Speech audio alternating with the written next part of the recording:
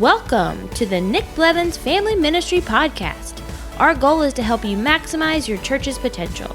You'll hear from top leaders in children's, student, and family ministry about the principles and practices they use. Now here's your host, Nick Blevins. What's up, everybody? Welcome to episode 211 of the podcast. In this episode, I talk with my friend Andrae Jones all about how their church is doing kids ministry online and in person, what it looked like when they shifted online, the new teams they created, the volunteers they recruited to these new teams, 5 or 6 different teams that they created specifically to minister to people online when they weren't gathering. But then what did it look like when they went in person with kids ministry and had to recruit to that as well while keeping the online thing going? So you're going to love hearing about his experience with that. Before we jump in, though, just want to let you know about a few things coming up. Thanksgiving is just around the corner. In fact, it's next week at the time this comes out. And as part of a Black Friday sale, Ministry Boost is going to be selling a bunch of our bundles and resources, a course, all in one bundle for Black Friday. It'll be $77. Normally, all of that is about $600. It includes the new family retention plan, the ministry box bundle, the new volunteer bundle that will release next week with this. All of those are normally $100 a piece. The volunteer huddle archive, the ministry internship guide, access to the volunteer reboot course, and more, probably another 15 or so items. And all of that will be part of one bundle that you'll be able to get during the week of Thanksgiving all the way until Cyber Monday. So check out ministryboost.org for that. And then in addition to that, I'm selling my new digital church course at a discount as well. You'll be able to get that for $97 instead of the $147 that it normally is. The Christmas and Advent bundle that we have been selling is still for sale as well. If you want to package up some of those resources, tweak them, customize them, send them to families in your church to help them celebrate Advent and Christmas this year, you can get that at ministryboost.org as well. Well, let's go ahead and jump into this interview. You can always get the show notes at nickblevins.com/episode 211. So let's hear from my friend, Andrae Jones. Hey, Nick Blevins here, and I'm here with my friend, Andrae Jones. Welcome, Andrae. Hey, Nick, what's going on, sir?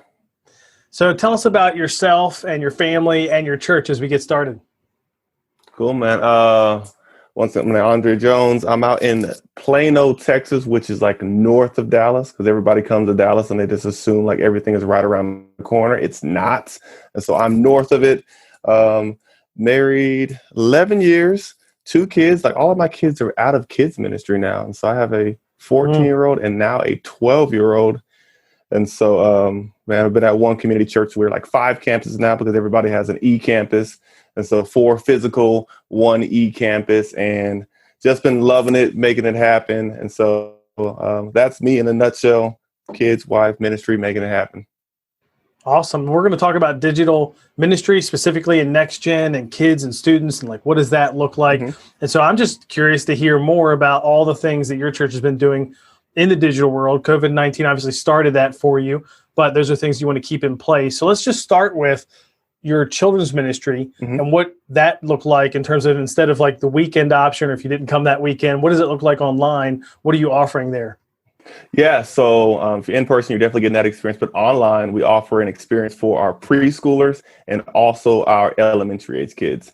And that has full announcements, welcoming, a worship piece, a game time piece, and then also a message that ties into what we're teaching on the weekend in person, but it's just specified for that online experience. And then one of the unique things that kind of COVID caused us to do is to launch virtual groups. And so now we have probably about 30 or 40 groups that are meeting every week on Sunday with a group of kids from kinder all the way to 5th grade. And dude, it's been amazing there. So tell me about those groups. Like, how does that work in terms of, do they watch the online content before? Do they watch it during the group? How many are in a group? Are you using Zoom? Give us a look into what that looks like. So the goal is for them to watch it prior to it. And so we send it all out. Hey, guys, you can watch it online. Our content releases every Saturday at about 4:00. And so that gives them all the Saturday evening and all the morning to watch it. And then those small group leaders, we give them a curriculum. But really what we've seen is that they just built relationships. And so now, like, I was talking to a lady last week, and she's literally like, hey, like I try to tell my kids that we have to get off, but they just want to keep on going. And so that has been the biggest win there. It's all done via Zoom. And so when we tried to launch it, we said, okay, do we just bring them all into one large group? Do we break them out to breakout groups? And so what we've allowed our leaders to do is to set up their own Zoom It's password protected. The kids can't come in there and adjust the screen. We get all of that, and we have a roster, and then we have moderators who go through because they're all at the same time. So those moderators are just going through regularly just to pop in, make sure everything's good. There's no creepers on there, that the attendance is well. And so that happens every week. Moderators checking in addition to just watching the message every weekend. Now, tell me about student ministry and what that looked like online. And I know there's been some changes there, but tell us about that. Yeah, so our student team, I kid you not, once we started all this, it was just crazy. And so everybody just, now all of a sudden everybody's like a videographer, and now we have all the audio, but they're doing a similar deal. We started with just one student message.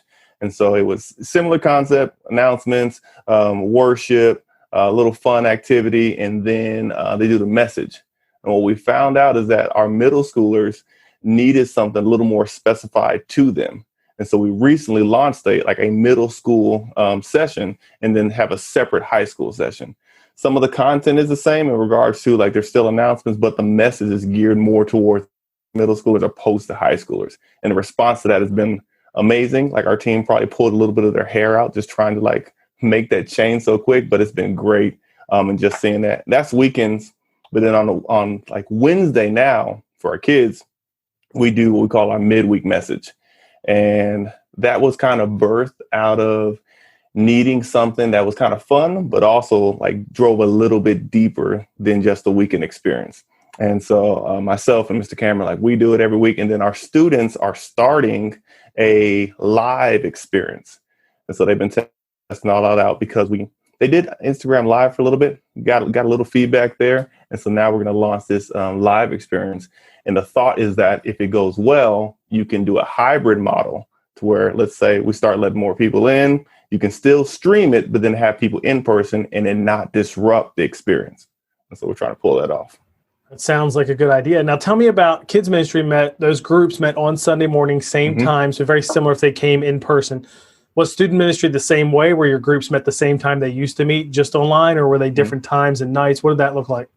So for students, they have a little more flexibility based on their leader. And so some of them are Sundays at 3, some of them are Sundays in the evening, some of them are middle of the week. And we wanted to offer those leaders just a flexibility to lead and to grow their groups.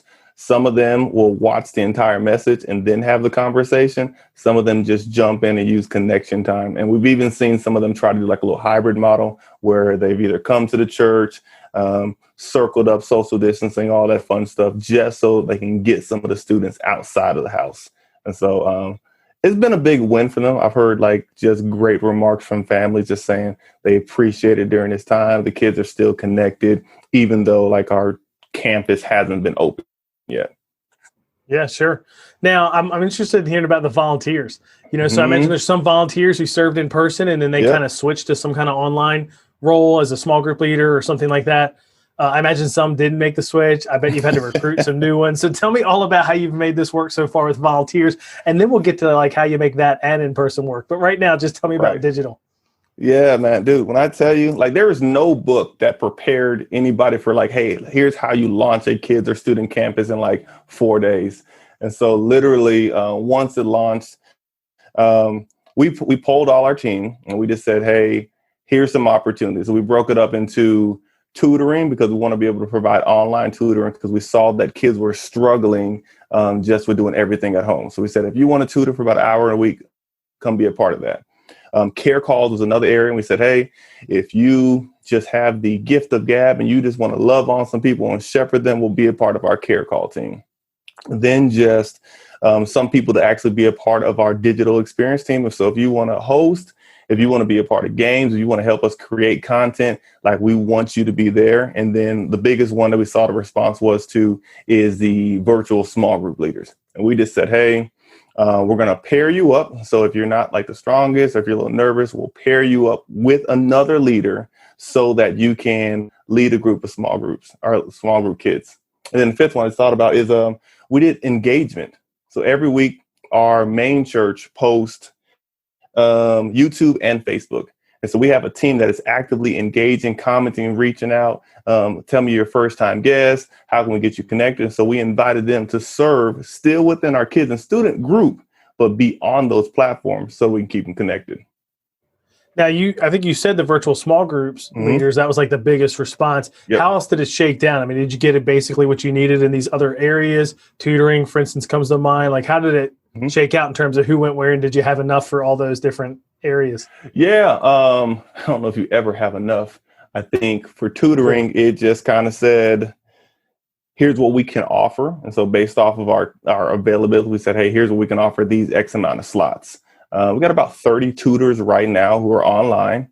For care calls, there's probably about 10 that came there. For small groups, I think it's probably about 65 small group leaders who are engaged there. And that engagement team has about 20 who just jump on there, which then you're wondering, where's the rest? The rest were saying, hey, I don't really want to do digital because I'm zoomed out and I'm tired of being on everything. So when you reopen, you let me know. And so we just kind of kept them in a rhythm, loving on them, caring on them.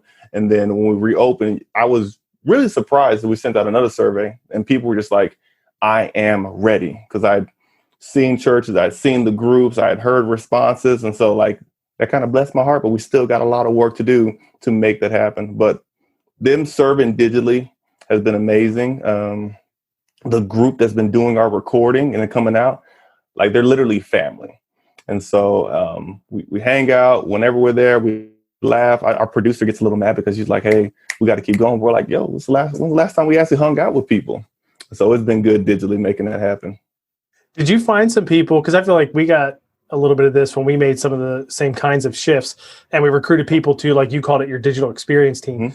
Did you get new people that you never knew would be in that kind of role or had that kind of skill or ability? Was it a lot of the same people that did large group in person and they just made the shift? Like, who made that group up? Combination. It was probably, if I had to split it, it's probably 80 that already were serving and about 20 new. And some of the people that are now doing our digital, so there's one story that comes to mind, a lady by the name of Esther.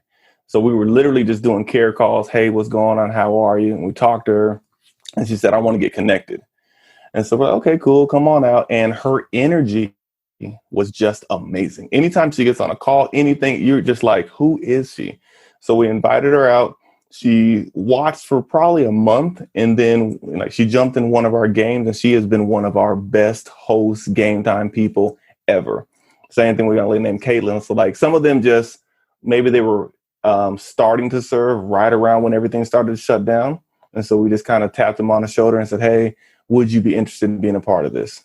And so some of them jumped in there. But one of the ways that we use to reach new people is anytime we have an online experience and we say, hey, this is an event. We did these party in places. We do on the weekend, we do our messages. We put little next steps comments in there. So anytime we do that, there's always a call that says, do you want to take your next step? And we've gotten parents who said, okay, now I want to be a small group leader. We've gotten parents who want to be on our parent council. And so those families are just looking at our weekend experience and they're finding the pain points and they're helping us to resolve those. And so whether you sign up to be in a small group, whether you sign up to be baptized, whether you sign up for one of our events, there's always something that says, can we help you take your next step? And that's how we've gained new volunteers over this time. That's great. And like you said, you can never have enough volunteers. Right. Now, when I look at your list of 5 things, what I think is fascinating is 4 of them involve connection. So a lot of times we think digital ministry, online ministry, we think like this one-way push. I mean, we don't think of it as one way, but all it is a one-way send of information or content, right? It's not like a two-way conversation. But 4 of your 5 are, which I think is great. And I'm curious about the care calls because I think a good digital strategy has to have connection and relationships. And so how do you do that? And you did that with phone calls. What did you do with those people that said, yeah, I'll make care calls? So we'll meet with them bi-weekly and it's just a connection time. It just says, hey, how are you doing? What's going on? And then there were different rosters that would come in. So ones who we kind of put in like 3 boats. We knew the people who were active online that we saw that they were connected. We saw the people that registered for something, but maybe weren't actively in a small group. And then we just had a roster of people that we wanted to go after. Like, hey, either we haven't seen you or we haven't seen you online or anything based off of the signups. And we ultimately just said, hey, here's a Google Sheet. We gave them all the scripts and then they would just put their notes in there so that we can see. And we did a little ranking system. So A means like, oh my gosh, I love, everything's great. B is kind of like, you talk to somebody and like, hey, I thought we watched it. It was all right. And it's not that it was bad. They're doing life. And then C was kind of like, I haven't seen it. Like some of our families didn't even know that we had digital, but that team just calls through, gives us that feedback so we can keep people connected. Now, how about volunteers for both digital and in person? Like you said, there's people that said, hey, I'm not in for any of these digital options, but when you're gathering again, what were some of the tensions you felt? And I know that that's still an ongoing thing, to run the digital thing, a lot of it that was new. And now the in-person thing that's different, and how are you solving that? I guess recruiting more people different ways. Like, how's that working or maybe not working? Oh no, I need the answer to that one. Like, we need to get somebody on here who can answer it. It's going. So what we found is there are some people who are all digital. They're like, that's where I want to live. I'm not ready to come back. I love my small group. I love my care card. That's where I want to be. You got some people who are like, oh my gosh, physical is great. Like, I need to see kids. Literally, a lady was like, I don't want to do none of your digital stuff. I need to be around kids. She's like, I Zoom all day. So great. And then you've got a small group that we call them phygital because they're still doing their digital things, but then they're also coming in person. And so right now, I'd say digital is pretty good. I think there's always room for growth. But based off of who wanted to be in groups and who's in groups, we're able to accommodate that. On the physical side is where we have a whole lot of work to do, just because we're like, our people are excited about coming back to church. But then there's still a mix of, all right, what are y'all doing? What's the safety procedures? How many kids are going to be in the class? And so you're trying to ease that, but also encourage them, hey, let's do this. And I think I was actually talking to one of the groups that you let me lead, the number 9. And one of the ladies on there just said, hey, man, what we needed is somebody who was a champion of fun. And so now that they're actually coming back in person, we're trying to remove all the fear and all the mask and all that and just remind them of the why. Like, we get a chance to connect with kids. We get a chance to encourage them. Families have been waiting, and we get to do this together. And that rallying has helped keep the team, as well as, I think, bring new people. And then also just using social media, expose what's happening. So, hey, guys, here's the service. Here's our volunteers. Smile, post that, because I think people want to see that it's going well. And so, but we got a whole lot of work to do. Like, I got to call, connect, everything, hustle, whatever I got to do. Yeah, it's like rebuilding it in some ways, especially to do both well. Now, you mentioned there's something like 6 digital experiences a week, between all these things for kids and students. But one of them we haven't talked about yet are parties and places. So tell us about that. So Party and Place all started because our lead pastor, he invited me to meet with some school leaders. So he meets with them regularly about once a month. And so on this call, they're sharing. And this is right when everything shut down. And so they're trying to figure it out. Kids aren't going to school. And so we just said, hey, how can we serve you? And she just said, the seniors that are getting ready to graduate, they have no prom, they have no graduation, and they're just like struggling. And so we heard that. And so we said, what can we do? So we connected with some of the local people, connected with the local radio station, connected with like all of our campuses, and we pulled off what we call Party in Place. And so literally it was a Friday night experience. It's all online. They can tune in for whatever they were. Like, it don't matter where you're at, on your tablet, on your phone, cast it. And it was probably one of the biggest turnouts we ever had. We gave away an entire car, like craziness. We gave away an entire car. We had like the Zoom thing or the FaceTime. We drove to the girl's house, knocked on the door, and we're like, hey, here's your brand new car. And it was like mind blowing just to see the response from it, that they were just like, thank you for doing something for us. We needed this. We needed to take our mind off of everything that was happening. So it was a beautiful thing to see.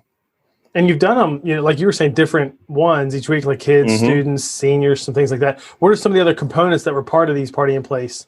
Yeah. So depending on what it was, there's a worship part of it for like more so for our kids side. There's a little bit of worship. There were giveaways because everybody loves giveaways. And so I think for our teachers, every minute, so we did an hour event, every minute we gave away an iPad. Like literally the little scroll is going around like, boom, you get an iPad, you get an iPad. There were just connection points. So there's always some type of engagement like, hey, what are the questions? Depending on the age group, there was an opportunity for them to see themselves. So we didn't want them just to see all the old people. We wanted them to see some of their peers. There were talking points, maybe some encouragement. And so if we got some videos from some people that we knew, that was encouraging. And then we did a little thing for our kids called Kid Talk. And that's literally where we had like 4 or 5 kids, and they just talked about either it be fear or fun, faith. And so it was just cool for kids to see their peers talking, worship, story, depending on what it was. And so those come with a couple of the elements there. Now, for people that are going to listen to this on the podcast, they want to hear, I know, about meeting in person with kids ministry, because that's a big thing everybody's wrestling with. And churches are every week, churches are coming back with kids ministry. Maybe they've been gathering without it for a while, and now they're adding it, or maybe it's all at once. Who knows? Now you're only 1 week into this. One week, we survived. Yes, yeah, you survived. You're here, but tell me about that experience. Like, how many volunteers did you get? What did the turnout look like? How did it go? Safety, security, protocol wise, all that stuff. Yeah, man, we learned a lot from you guys. And I think just looking at I think everybody has looked at everybody's group. We've all Googled it. We've gotten Lifeways free stuff. We like anything free we can get, we got it.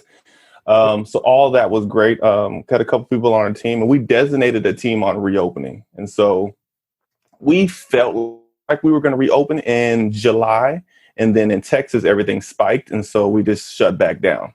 So they had kind of the plans there. And then once we got the go ahead for mid-September, we reached out to all of our team. We just said, hey, just tell us how you're feeling about it. It wasn't. And what I didn't want to do is I didn't want to send out an email that said, hey, you must come back. We just wanted to say, hey, tell us how you're feeling. And then how can we just be praying for you in this season? And the responses from that were really, really just great. And so we probably kicked off our first weekend with about 80 volunteers. And the unique thing for us is our other campuses aren't open right now. And so it's just one central campus, and we're using that to train the other teams. And so as the other campus prepare, we're encouraging them to say, hey, week 1, we want to see our Prosper campus serve. 2, Dallas, 3, Louisville, and then 4, bring everybody. Just so when they launch, they're ready to go. But we did kind of normal things. We did all the signage. Our building's a little different than, I guess, kind of traditional kids buildings, in that when we got our campus, it was the main campus. And so there's 4 entryways. There's actually 6 entryways into the building. Well, we made it to where you can only come in one way. You can only exit one way. There's all the little dots and arrows and footprints on the ground. There's little mats that's socially distanced. They got cool little spray guns that they wouldn't let me use that can spray everything down. Temperature checks. And then we even partner with this company that they send out. So prior to attending the service, they'll send out a questionnaire, and a questionnaire that says, hey, have you had a fever? Do you not feel good? Have you come into contact with anybody? Blah, blah, blah. And if they answer no to all those, then they'll show a green little barcode. And so that just helps us know. Now, could anybody answer whatever? Yes, but we actually had some people who answered like yes to some of the things. They sent it, like we saw it, and we were able to reach out to them and just say, hey, what's going on? Let's check in. Opposed to them just coming, maybe having a temperature, and then we have to send them home. So that pre-check in was kind of helpful. Yeah, that's a great idea for sure. So you said you had about 80 volunteers, and you and I were talking about this. What percent of that is of your 30% maybe of what you normally would have? And kids, attendance, what percentage was that? Like, did it work out for you? It actually worked out great for the first week. Now, I'm still nervous going forward, but sure. We capped week 1 at 100 kids. And so that was nursery all the way to 5th grade. And then students, they allowed about 75 kids. So we only did 2 services. Our Saturday service was a family service. And then our 9 and 11 had full kids and students. At the 9 o'clock service, we had 47 kids. At 11 o'clock service, we had 46. Students did 28 and then 51. And so ratios were great. Nobody was complaining. All that was amazing. But we got to grow it. And we're going to allow a little bit more going forward. And eventually we'll stop the registration. And I think once we stop doing the registration, we'll probably see an increase. And so it's really, really trying to add more volunteers so that when we do that, the ratios are still good and everything's set there. And we only use half our classes. So we did one class for 9 o'clock and the other classes for 11 o'clock. That's smart. Then you can shut them down and clean them, all that kind of stuff. And it sounds like you got, 15, 20% of the kids from compared to your pre-COVID attendance, but you also had, more than that percentage of volunteers, 30%, whatever that was of the volunteers return. So for now, you're ahead of the curve with volunteers. Right. Hopefully that'll stay the same. We're trying to hustle, man. But we got to say, we just say win the heart before you ask for the hand. And so it's just trying to be intentional in this time and not just make phone calls and say, come serve. It's really, how are you doing? If you're ready, we're honored to have you back. If you need to stay where you are. And just loving people wherever they are. And that has been the biggest, I think, thing that has allowed digital and physical to work, is just loving people where they are and allowing them to use their gifts. And if you're not ready, it's cool. We still love you, and we just want to give you some time. That's great. I love what you're doing digitally with kids ministry and student ministry, and that really can't go away. That just needs to be something we're all thinking about all the time. So thanks for taking the time to share with us. How can people connect with you and with One Community Church? Yeah, man. So I probably live on Instagram. That's probably the easiest. My email will be in there. If you look on, I got a little dog, and you'll see me post called Life with Lyric. That's all right. That's my little doggy there. But then family, all the good stuff. Instagram's probably the easiest way, but then also email. That's probably the easiest thing. And then I'll give you 2 little things we made just on for digital experience if you want those. And yeah, that'd be great. Yeah, we can link that up in the description. Well, Andrae, thanks for taking time to share with us. I appreciate you, Nick. Andrae is just an amazing leader, and if you haven't, you should go back and listen to the interview I did with him a while ago on the podcast where we talked about how he leads children's ministry with very low staff numbers, like 1 full-time staff equivalent for every 400 kids or something crazy like that. So I always love hearing from Andrae. You should go back and listen to that. I mentioned in the beginning that we're selling a Black Friday bundle with Ministry Boost. One of the things that's in there is the volunteer boot camp training that we did, and Andrae spoke at that. So if you'd like to hear even more from him about how they, put volunteers in different buckets and created these different teams to do online and in person, you can check that out. Go to ministryboost.org to see the Black Friday bundles, over $600 of resources for $77, as well as my new digital church course. You can check that out. And of course, the Christmas and Advent bundle, which you certainly want to get that and customize it and get it in the hands of families now if you want to help them celebrate Advent and Christmas this year. Get all the links and notes and all those things at nickblevins.com/episode 211. The few action items I thought of coming out of this interview with Andrae would be: 1, to recruit to digital and in-person roles. Don't neglect one or the other. Make a care call team. He talked about that care call team. Man, people really need that now, and it's hard to do all of that ourselves.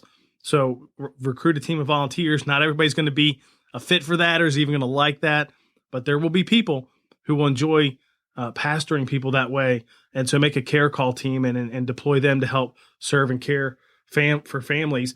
And then try virtual groups. Even if you're meeting in person, even if you have a good number of kids attending in person, try virtual groups so that's still an option for families. And this might be something that continues long past COVID-19, right? Who knows? But I think that's something you should try. Maybe it's monthly. Maybe you already did it, but you need to figure out a different rhythm now that you're gathering in person, if you are gathering in person, just to figure that out. So next week on the podcast, we're going to have my friend Dana Williams talking about Partner with Parents and kind of the ministry that she's created online, pre-COVID, but what we can learn from her in creating a ministry online that partners with parents and how we can translate that to our churches. So don't miss that. That'll come out the week of Thanksgiving. Thanks for listening. I hope this is helpful to you, and I'll catch you in that next episode of the Family Ministry Podcast. Thanks for listening to the Nick Blevins Family Ministry Podcast. We hope this helps you maximize your church's potential. We would love to hear stories of how you apply what you've learned. You can do that by leaving a comment on iTunes or in the show notes at nickblevins.com.